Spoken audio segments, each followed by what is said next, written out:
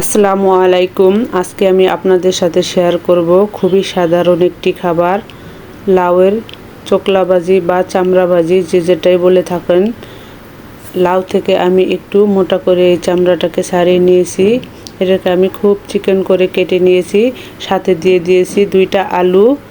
আলু আর লাউয়ের চোকলাটা কিন্তু একসাথে ভাজি করব। ভাজিটা খুব সাধারণ কিন্তু খেতে লাগে অসাধারণ।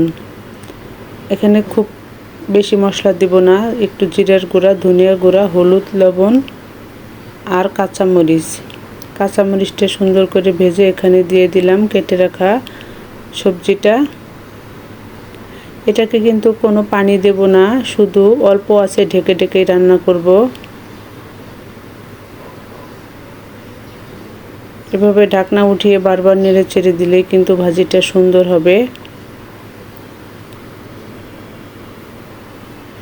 অনেকেই হয়তো এই সবজিটার সাথে পরিচিত না, কিন্তু এভাবে একবার বানিয়ে খেয়ে দেখবেন, ভালো লাগবে ইনশাল্লাহ। হয়ে গেছে আমার লাউয়ের চামড়া ভাজি।